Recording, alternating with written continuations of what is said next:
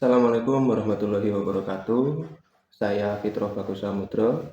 Izinkan menanggapi pada sesi diskusi 2. Ada 3 pertanyaan dan 3 topik diskusi yang bisa didiskusikan pada sesi 2. Yang pertama, saya akan mencoba menjawab dan menanggapi, yakni 5 hal penting yang dibahas oleh penulis pada pendidikan dengan pendekatan multikultural untuk membentuk karakter dan identitas nasional di era revolusi industri 4.0.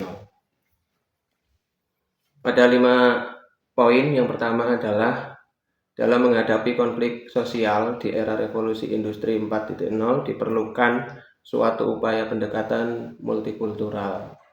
Kemudian yang kedua, pentingnya peran pendidik sangat penting untuk menanamkan dan menuntun nilai-nilai karakter sebagai upaya pendekatan multikultural.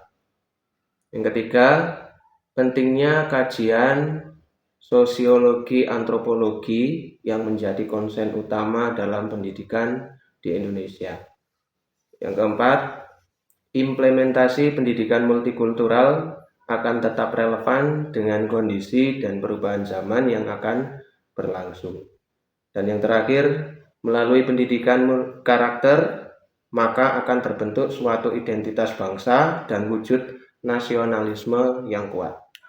Secara ringkas, pendidikan multikultural tidak dapat dilaksanakan hanya oleh beberapa stakeholder, namun diperlukan sebuah kerjasama dan kolaborasi bersama seluruh pemangku kepentingan yang mendukung upaya pendidikan multikultural, sehingga keterlibatan orang tua, komunitas, masyarakat, serta satuan pendidikan dan pemerintah memiliki peran yang sangat aktif untuk melakukan progres dalam pendidikan multikultural.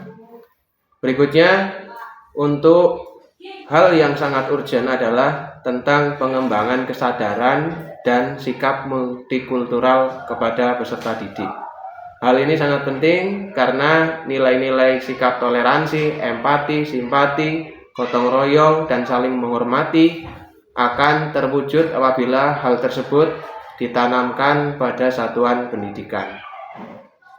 Lalu, jika hal tersebut ditanamkan, maka akan mampu membangun identitas diri yang positif dalam wujud dan pengembangan tujuan pendidikan nasional. Soal nomor 2 adalah menyampaikan pengalaman yang ada di sekolah atau di sekitar wilayah satuan pendidikan mengenai kegiatan dan program pendidikan multikultural. Untuk menjawab diskusi poin 2, program pendidikan multikultural pada satuan pendidikan tempat saya bekerja dipadukan serta diintegrasikan pada proses pembelajaran seperti mata pelajaran Pancasila, seni budaya, IPAS atau ilmu pengetahuan alam dan sosial dalam kurikulum Merdeka. Tentu dari mata pelajaran yang sudah disebutkan tadi, anak-anak dapat mengenal berbagai keberagaman sosial yang ada di satuan pendidikan, baik itu keberagaman bahasa, keberagaman suku, ataupun keberagaman politik dan ekonomi yang ada di satuan pendidikan SD Negeri 3 Sumberkerto.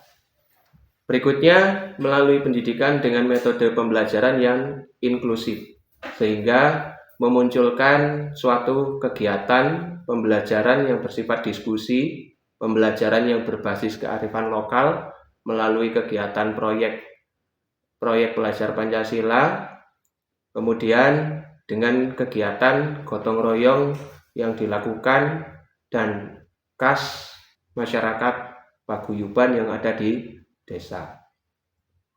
Terakhir, melalui perayaan Hari Besar Nasional untuk mengenang nilai sejarah bangsa melalui kekayaan suku, kekayaan bahasa, dan adat istiadat dalam menanamkan nilai nasionalisme.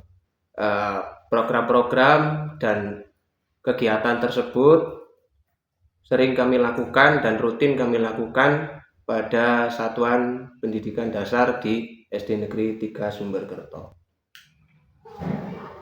Dalam menciptakan lingkungan sekolah yang inklusif, tentu hal tersebut dapat dilakukan melalui budaya sekolah yang menghargai perbedaan. Beberapa kebijakan sekolah yang mendukung tentang keberagaman serta penyediaan fasilitas dan sarana prasarana untuk mendukung dalam mewujudkan kegiatan ekstrakurikuler maupun ekstra intrakurikuler yang bersifat multikultural.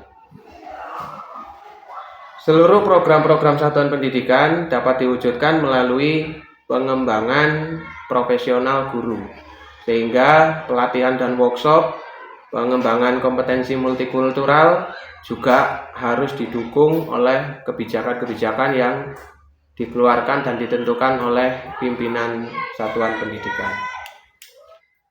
Kemudian menanggapi persoalan nomor 3, yakni cerita tentang video dengan judul New Boy. New Boy itu adalah cerita tentang siswa baru yang bernama Yosef. Yosef memasuki lingkungan pendidikan yang baru dikarenakan konflik politik yang terjadi pada lingkungan pendidikan yang lama, sehingga Yosef harus mengalami suatu cerita yang bersifat menantang pada lingkungan yang baru. Yosef yang tergolong berasal dari siswa yang berkulit hitam mengalami tindak pembulian dari teman barunya. Konflik muncul karena perbedaan sosial politik dan budaya, sehingga mengakibatkan Yosef mendapatkan konsekuensi hukuman. Beberapa teman Yosef mampu untuk mencairkan suasana dan membuat lingkungan yang nyaman. Akhir cerita, Yosef dengan pendidikan yang baru, dengan lingkungan pendidikan yang baru, mereka semua mampu beradaptasi dan mewujudkan suatu harmoni pendidikan dalam wujud multikultural. Demikian diskusi sesi 2 yang dapat saya sampaikan. Apabila ada kurang lebihnya saya mohon maaf, dan saya senantiasa menanti saran dan tanggapan dari rekan-rekan Bapak Ibu semuanya. Terima kasih, saya akhiri. Wassalamualaikum warahmatullahi wabarakatuh.